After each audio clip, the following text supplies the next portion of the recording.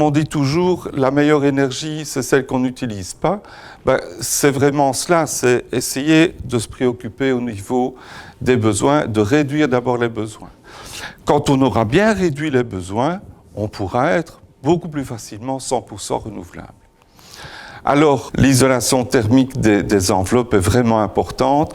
On a un parc de logement qui est très, très vieux. Je ne sais pas si vous imaginez que presque un quart des bâtiments, 23%, ont été construits avant 1919. Et en Wallonie, on est à presque 40% et à Liège, presque la moitié. Donc, on est face à un parc de logements qui est hyper vieux, mais aussi, et ceci n'explique pas cela, pas nécessairement, on a, vous voyez, 50%, presque 60% des toitures où il y a un petit peu d'isolation thermique, bon, mais on en a surtout 33% où il n'y a rien du tout. Donc il y a une toiture sur 3, et je suis ici en région wallonne, où il n'y a pas d'isolation thermique du tout. Donc il y a un effort à faire au niveau de la rénovation des bâtiments. Nous avons les classifications PEB avec les fameuses catégories G, F et E. Et l'idée de la région, c'est d'inverser la pyramide des catégories. Nous avons actuellement cette pyramide-là. C'est de l'inverser d'ici 2050 en ayant beaucoup plus de bâtiments en catégorie A, A+, et A et B. Et de moins en moins, évidemment, de catégories défavorables. Il y a un échéancier clair et net. Tous les biens, à partir ici de 31, ne pourront plus être G. À partir de 5 ans plus tard, ils ne pourront plus être F, etc. Pour atteindre, vous voyez, au minimum, la catégorie C et puis la catégorie B à l'horizon 2050. Donc, et pour ce qui concerne les changements de propriétaire, vous voyez qu'on va d'office se trouver en catégorie A 10 ans avant 2050. Voilà un petit peu ce qui est là sur la table pour vraiment forcer, parce que tant qu'on ne le fait pas, on est actuellement à environ 1% de rénovation du parc de logement. On devrait passer à 3 fois plus. Donc, c'est une des raisons ici pour le faire.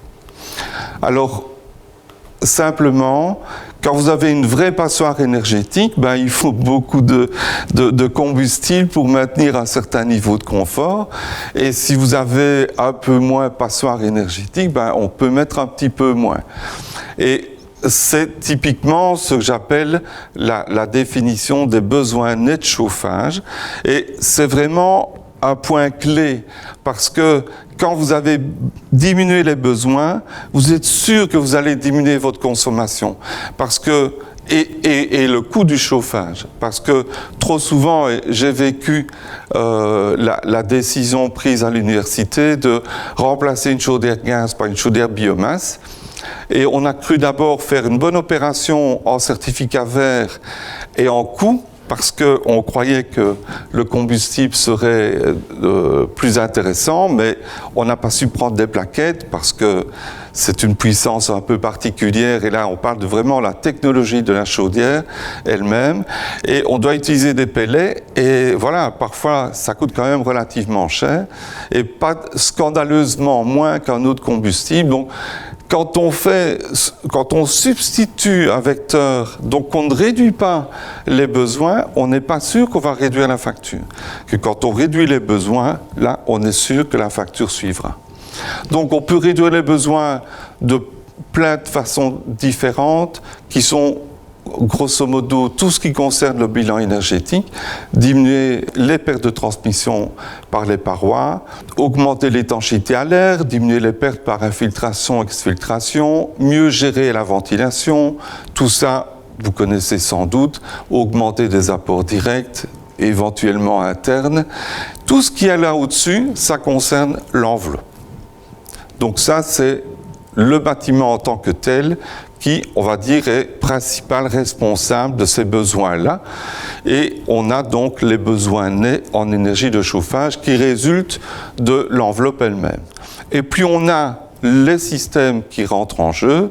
Donc, système de chauffage, on peut ajouter du solaire thermique, du solaire photovoltaïque. Tout ça, ce sont les systèmes. Le but, c'est que ça nous conduise à une consommation aussi faible que possible. C'est comme ça qu'on a les bâtiments presque zéro énergie. Ça, c'est un petit peu l'idée. Alors, l'idée aussi, c'est de se dire sur quoi est-ce que j'interviens prioritairement pour que ce soit, on va dire, la meilleure opération possible. Eh bien, si je ne fais rien du tout par rapport à l'enveloppe, si je ne m'occupe que des systèmes, eh bien, je peux arriver à réduire ma facture ou ma consommation de 30%, en jouant sur la régulation, en jouant sur meilleure qualité de chaudière, etc. Mais je vais plafonner, je ne vais pas arriver à faire mieux que de réduire de 30%.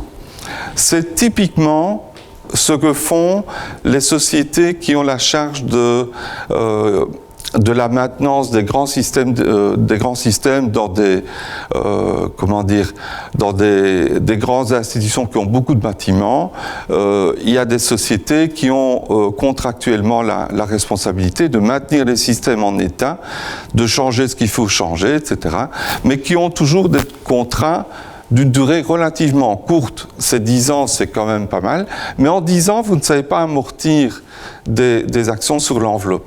Eh bien, elles font tout ce qu'elles peuvent parce qu'elles sont intéressées aux améliorations, mais elles plafonnent et ne savent pas faire mieux que réduire de 30%.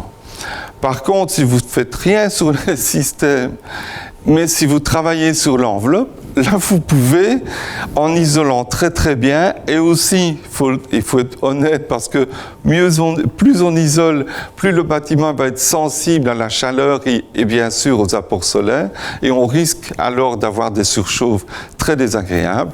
Il faut alors aussi gérer correctement des protections solaires. Mais on pourrait, je parle de la consommation de chauffage, on pourrait arriver à presque zéro. Presque, parce que nous avons un climat où il faut quand même de temps en temps un petit peu chauffer. Mais c'était manière d'un petit peu recadrer les objectifs. J'en arrive à la biomasse. Je crois qu'il faut bien comprendre que ce n'est pas courant d'avoir un combustible qu'on peut stocker. Le charbon, c'est stocké. Le gaz, on peut stocker. Le mazout, on peut stocker. L'électricité, c'est un peu difficile, pour l'instant du moins. On peut transporter. Et donc, c'est pas évident. Alors, la biomasse, elle peut faire de la chaleur, elle peut faire de l'électricité, elle peut aussi faire des biocarburants. Les autres renouvelables, ils produisent de l'électricité et le solaire thermique fait de la chaleur. Donc, c'est vraiment un polyusage ou multi-usage au niveau de la biomasse. Je ne vais pas trop insister parce que j'ai oublié ton prénom. Ludovic. On a déjà parlé. Mais il y a effectivement plusieurs sortes, bûches et puis les plaquettes et puis les pellets, qui vont faire en sorte qu'on ne va pas utiliser nécessairement indifféremment ces différents types de biomasse au niveau du bois énergie. Le pellet, on sait qu'il est un petit peu plus cher, mais effectivement, il a moins de foisonnement que les plaquettes, donc il peut rester dans un stockage qui est plus réduit, avec des taux de centre qui sont plus faibles, mais on vient de le voir sur le graphique de Ludovic, le prix des pellets est plus élevé que celui des plaquettes. Alors, j'ajoute au commentaire du fait que le bois n'émet que le CO2 qu'il a stocké, on considère quand même qu'il faut que la forêt dont le bois est issu soit gérée de manière durable, ce qui est en principe acquis pour les forêts européennes. Là, on n'a pas fait le détail, on dit toute l'Europe, on est dans le bon. Je ne suis pas si sûr que ça, mais soit. Donc, il faut laisser le temps aux plantations d'atteindre leur maturité avant de trop vite les découper quand on en a besoin. Donc, on a chaudière à bûche avec la difficulté de l'approvisionnement et on a les chaudières bois biomasse qui sont toujours, et Ludovic l'a dit, couplées à un ballon de stockage parce que on n'a pas nécessairement ou du moins, pardon, la chaudière doit fonctionner et on ne sait pas l'arrêter comme ça, je veux dire, comme on le fait avec une chaudière mazout ou gaz. Donc il faut stocker dans un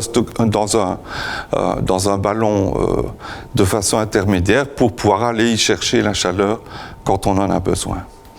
Et nécessité d'un stockage de combustible, mais on a besoin aussi d'une citerne de mazout, on a besoin aussi d'autres stockages pour d'autres combustibles. Donc, ce qui est intéressant, c'est une fois qu'on a un chargement automatique, je veux dire, on a quasi l'équivalent de la facilité que l'on a avec le gaz ou le mazout. On a des rendements qui peuvent être tout à fait corrects et on a bien sûr un bilan en CO2 qui est plus favorable quand on le met évidemment à l'échelle humaine, de la durée de vie humaine, puisque on pourrait dire aussi que le mazout rejette du CO2 qui a été capté, mais dans des temps immémoriaux. Alors, on a un coût qui n'est pas négligeable, évidemment. Il faut un espace de stockage, il faut un chargement manuel si on a des bûches. Alors, n'oublions pas quand même que le bois, très bien, magnifique, il émet au niveau du CO2, c'est très bien, mais il y a aussi d'autres choses dans les fumées. Il y a des polluants dans les fumées du bois qui brûle et notamment des particules fines.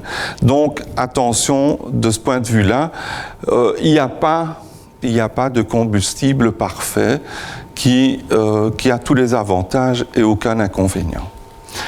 Je vais juste donner quelques mots par rapport aux pompes à chaleur parce que finalement on va se retrouver très rapidement avec le choix entre un appareil biomasse et une pompe à chaleur qui, elle, donc, va chercher l'énergie dans l'air ou dans l'eau ou dans le sol, et une énergie qui est en principe disponible en permanence.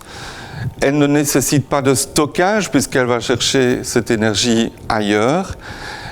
Par contre, elles doivent être alimentées un petit peu en électricité, mais l'électricité que l'on utilise peut être une électricité qui a été produite sur base de sources renouvelables. Ça peut être les panneaux photovoltaïques qu'on a sur sa toiture, ça peut être au niveau du fournisseur lui-même. Et alors, quelques mots aussi, parce qu'on en arrive tout doucement, et tu parlais d'une chaudière gaz qui serait backup d'une chaudière biomasse. Une pompe à chaleur, si vous la dimensionnez en fonction des déperditions du bâtiment, elle va très mal fonctionner. En général, on la dimensionne à 60% de la puissance de chauffage qu'il faut et on lui fournit un appoint. Et l'appoint, ça peut être une autre chaudière, pourquoi pas une chaudière biomasse d'ailleurs, puisque avec la pompe à chaleur, il y a quand même un ballon de stockage. Donc, il y a, au niveau des pompes à chaleur, il y a, je veux dire, sur la table, une solution qu'on appelle les pompes à chaleur hybrides. C'est pour ça que je vous en parlais ici, avec un pilotage qui peut parfois favoriser le prix du combustible ou le rendement de l'installation. Alors, j'ai comme ça rédigé pour une revue qui s'appelle Architrave, que l'on trouve dans des salles d'attente de profession libérale et autres. C'est un confrère architecte qui m'a dit « J'aimerais bien que tu rédiges un article pour dire « Je dois remplacer ma chaudière, qu'est-ce que je peux faire ?» Et donc, ce que j'ai fait, j'ai pris l'ensemble de tous les systèmes ici, solaires, et tous les systèmes pompes à chaleur, chaudières biomasse et les autres chaudières gaz, propane et mazout, et je les ai un petit peu, j'ai organisé ce tableau, et évidemment, il y a le texte qui va avec les contraintes, avec la contrainte, mais on verra plus en détail pour ce qui concerne les chaudières biomasse, avec les ordres de grandeur de coût, donc d'installation, d'utilisation et aussi de bilan environnemental. Alors, C'est vrai que, en principe, le prix du pellet, enfin plutôt de la plaquette, était en général en dessous des autres, mais à l'usage, c'est pas toujours vrai, parce qu'on est dans un marché de l'énergie. Même si on est localisé, celui qui vous vend le bois énergie, il est quand même dans un marché énergétique aussi, qui est soumis quand même à des soubresauts qui sont parfois difficilement maîtrisables.